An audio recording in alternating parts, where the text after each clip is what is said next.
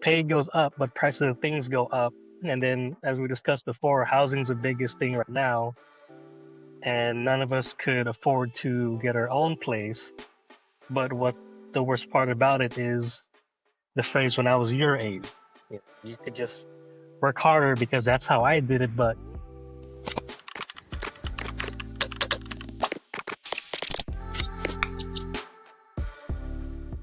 Hey everyone, thanks for checking out another episode of The Selfish Show. This is Lem, and I have my nephew on today. We're going to talk a little bit about Gen Z. We're going to talk about the self a little bit. We'll see how this conversation goes.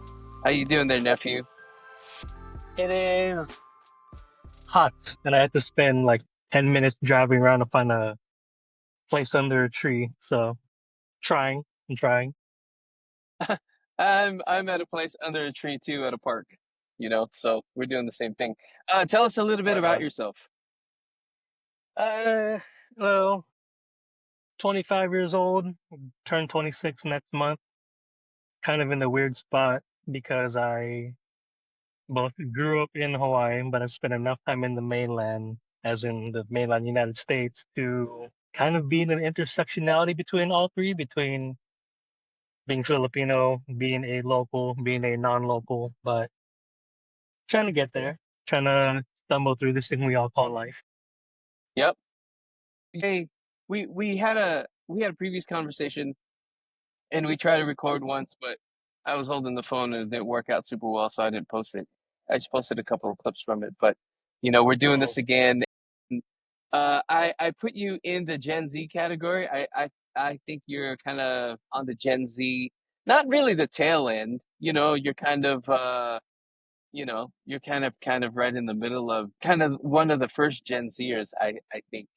I mean, and I think you have some, like, you're kind of on the tail end of the millennials. So you kind of grew up, you didn't necessarily grow up with a phone or a computer or an iPad the whole time, but you're still kind of in that Gen Z category.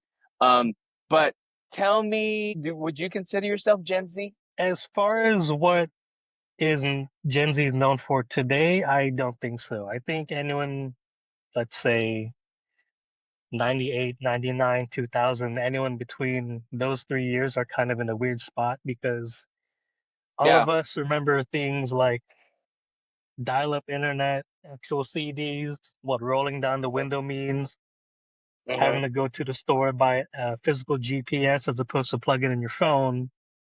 But we also grew up with better CDs, Blu-ray, HDMI, better internet, stuff like Streaming. that. Yeah. Streaming, right? So kind of in a weird spot. I don't give put myself in one of those categories, but whatever one works the best, I guess. Yeah. Well, in light of that, like, how would you describe Gen Z then? Like, I think you fit in that category. What year were you born? 99? Yeah, you that just right, like you said, yeah, right, kind of in the middle. But you still have, I think, some of those sensibilities because you're kind of right there. But how would you describe Gen Z? Like, what's Gen Z to you? Very, we touched on this last time, very social media focused. Because, yeah, all of us now we heard about the tail end of, what was it called? MySpace. Then everyone got into Facebook, and then things like Instagram coming up, and then different communication services, texting and Yeah, you whatever got to towards the name of see, yeah, things. you got to see all the social media like start Right. up. So it's a lot more broad than, let's say, other generations beforehand, because even then, talking to my dad, he was telling me how, okay, well, you only kind of knew what was in your local area as far as what you see in the news and what you read newspaper, stuff like that at the beginning of the internet. And then now I could look up what's happening in the other side of the world within 2 seconds.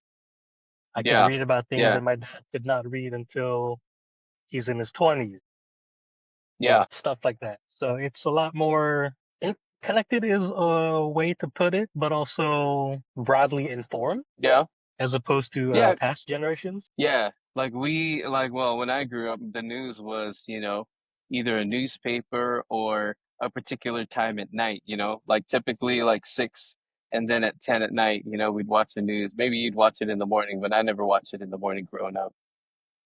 Right. Uh, you guys, you guys, but you grew up like being on the internet. Do you remember how old were you? How old you were when you first remember like spending a lot of time on the internet? Had to be fourth grade, fifth grade. I mean, I knew what Yeah. YouTube was, but for the most part, it was, oh, so and so said something about a video game. Okay, let's go to YouTube, see if I can look about it or look up something about hmm it. So hmm that was kind of around, yeah, like 10, 11 years old was when I first started broadly searching the internet. Yeah. Simple Google search And here and there. yeah, and back to getting your news, you got your news on the internet. You didn't really watch news. You're right. Yeah, would you say you watched a lot of TV growing up? Well, absolutely. TV was the main thing at the old house. I mean, you know how it is, but I remember watching enough TV to where grandma got mad that I was sitting too close to the TV, which is why my eyes are so bad. So Yeah, that's what I she told watched, me too. I did the same thing. I watched a lot of TV. Some might say too But much. then, okay, so but that was when you were younger, or would you say you still watch a lot of TV right now? I haven't sat down and watched TV at least in the last 6 years. Yeah. So I would say like yeah, your generation doesn't really watch TV. You guys consume a lot of your media on your phone or on a computer or tablet, Right. you know. Um, just I mean that's just kind of how this generation has done TV and news and TV shows. I mean, we don't even have a TV at our house anymore, everything is just streaming. You don't really need a TV much these days. Okay, so you're saying your generation spend a lot of time online, social media. Like, give me some other characteristics of Gen Z. Like, tell me what you've noticed about this generation. Everyone, not everyone, a lot of people, enough people to make a noticeable impact in my view on the subject is everyone is tired of hearing about how easy we have it. In some ways, that is true. Yes, we have all the access to information and each other all day, but as far as the adulting stuff is concerned, not really. Yeah, yeah. So pay goes up, but prices of things go up. And then, as we discussed before, housing's the biggest thing right now, and none of us could afford to get our own place. But what the worst part about it is the phrase when I was your age. You could just work harder because that's how I did it, but that's how I Yeah, did but the it world, was 30 something years yeah. ago, you know? Yeah, the world's different now. Like, it's not the same. It's just not as easy. So you Right. guys, you feel the pressure, like the people in your life are pressuring you to like you need to be this, you need to Oh, yeah. So there's the general pressure from being someone in my 20s, and there's also the pressure of like, I'm sure you know how it is, Asian family, you Mhm. know? I didn't come to the US to give you a better life, only for you to dot dot dot. And then even to this day, grandpa's like, well, by the time I was your age, I had a house and something. Okay, but he had his house, what, before my dad was 20? Yeah. They already, in here, my dad was in his teens, in southern part of LA or something like that. My grandpa had a house at 23, and you could get a house for probably $5 in a crisp high five. Okay. So it's not the same. There's a ideal gap between the older generation and what we see today. What works for them, it worked for them, yeah, but it was 40 some odd years ago. But for us today, the world's a lot different. Yeah, So it's a there's little not exactly different. one to one, right? Yeah, no, it's not. But in their minds, they're gonna pressure you and they're gonna say, just do what I Right. did because, that's how it worked out for me. Tell me about when we last chatted, you were talking about like the way that you guys communicate and your sense of community, like how you guys hang out. That was really interesting to me. And let's see if we can kind of recapture some of that conversation. You guys like like you were explaining to me, you guys will talk and you guys will talk about life and you talk about your mental health. Um, but like when you said it to me, I thought you guys were doing that hanging out face to face, like at a coffee shop or at somebody's house or whatever. But you guys are doing that online. So tell me about hanging out online and having those conversations about mental health. So a lot of us are busy with day-to-day things. A lot of us live far apart, and then the only time we could ever talk is the, let's say, 2 to 3 hours we had before going to bed, playing video games with each other, or let's say in the weekend, that kind of thing too. But it's mostly us guys doing it. Those who have girlfriends are, they're probably sleeping or doing something else, but it's for the most part us guys talking to each other. And it's not frowned upon, but it's less talked about for men to talk about how they really feel about a lot of things in like a Yeah, public space. So, yeah, when you bottle your emotions and what you're thinking up for so long, it kind of explodes. So what we do for each other is kind of we're there, we're the check-in, like, hey, are you doing okay? What do you think about this? If it comes up, I notice you've been more quiet lately. What's up with that? That kind of thing. And it's yeah, yeah. when you're not allowed to say it in public for the fear of backlash from the wider population, you have to find those who are able to and will are willing to Have those listen to what you conversations have with to you. say. Right. Yeah. So So this generation tends to be a little bit more focused on mental health. Like you guys actually have those categories. You guys understand what mental health is. Trauma bonding, like all of the things. I think a lot of many times this generation will use like psychological terms and in in a way that like, you know, I don't know that that's how it's defined, but you guys tend to use like mental health language to kind of talk, and rightfully so. You guys have more categories for mental health. Um, but I mean, are those hard conversations like with your friends, or is it pretty easy to have those conversations since you guys know about it? We It's easy when the topic comes up. I mean, if it's not going to be like a, hey, I want to talk about this today. It's more of, I went through this thing. This is how it makes me feel. And someone else is like, oh, okay, I felt like that before. And then the conversation just flows from there. It's not Okay, just right. It's not just a general, just like sit down, talk about it kind of thing. It's more of when it comes up, it comes up. okay, all right. But it does come up. Yeah. And Oh, sorry. then, okay, so tell me about dating and your friends and how they treat dating and how they talk about dating. You had mentioned like if some of your friends are dating, then they're obviously not hanging out at 2 in the morning chatting, but like what's dating like from your perspective? It's a, I hate bringing up the topic so much, but it really is the kind of like a common denominator. It's a social media thing. So dating as a wider topic is hard because it's not exactly you meet someone in person, you talk to them, you get the number, whatever, whatever. But social media wise, I'm competing for my spot.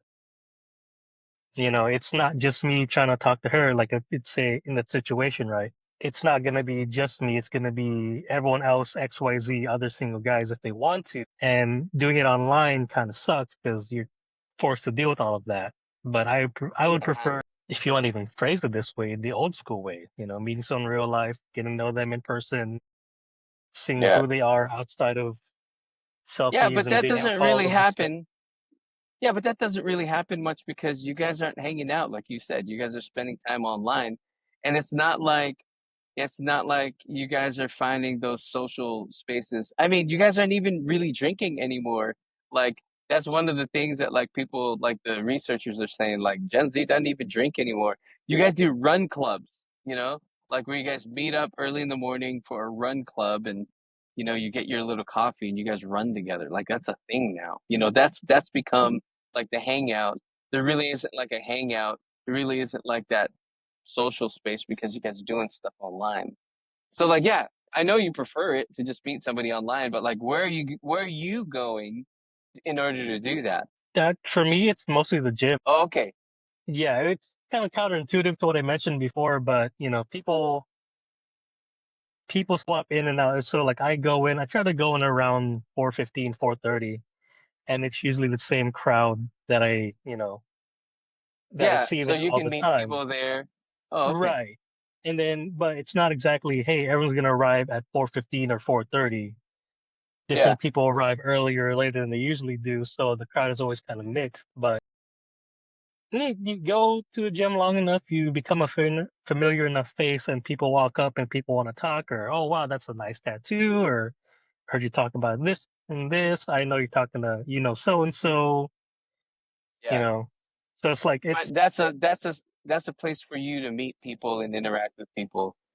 yeah. Other Um, than just can walking you around in public with my camera. Yeah, can you you were saying that social media kind of drives dating, like the social media drive a lot of aspects of your life? No, I haven't. I mean, I only use social media in the way of like messaging my friends and keeping in contact with people. I haven't posted anything solid on, let's say, Instagram ever since I turned 21, and I turn Yeah, 26 next month. yeah, So for me, I don't really use social media in that way. But for other people, it's like, oh, I went here, I did this, yeah, great, I did that, cool, I saw this person, that's fun. But that's not really my. yeah. But you see it like you see a lot of your friends do that, or not really? Oh, I do. I mean, half of them do, half of them don't. So like, it's gonna be a post in the every blue moon where the guys are like, "Oh, this did this, okay." Or my other friend who hasn't posted in a long time, because last I saw it, he got married. It's a big thing. She's gonna post about it. But other than that, I don't remember Yeah, seeing a yeah. regular photo of him or with his family in like a long time. Yeah, I mean, and like you went to Europe last year and you didn't even post anything about that. Like, so you do stuff, but you don't feel the need to post things. Right. And I don't know. It was just never my thing. I do see why people do it, but Yeah, sometimes I feel like they get sucked into it too much. Like, oh, I haven't posted yeah, in X amount of hours or days. I need that engagement. I need yeah, to people to yeah, see my life and what I'm yeah. doing. No, I'm not about that. Yeah, man. I know a lot of people that get stuck on social media and like this is just what they do and everything is about Instagram, everything's about creating the content and stuff. And yeah, people truly live on it. They don't just watch it, consume it, but they actually post stuff, I think there are a lot more people that just watch it, like you that don't necessarily post, but is that entertainment for you? Does that like you spend a lot of time looking at stuff? Enough. I spend enough time looking at things on social media to stay in the loop. I'm not gonna sit there and the phrase like doom scroll. Yeah, You know what I'm talking about? Yeah, yeah. I'm not gonna sit there and doom But scroll it for like but three it's a hours. thing. And But and and it's a and thing. doom scrolling, yeah, doom scrolling is not a Gen Z thing. It's just a human thing. Like You're right. Right. all kinds of people, a lot of my friends, I mean, yeah, it's not just a Gen Z thing. It's just a human thing. There's just something about it that we love. Well, thank you for spending some time. Thank you for giving some updates. We'll have to do this again when we have more questions, but thank you. Thank you for For sure. sharing. All right, we'll talk to you later.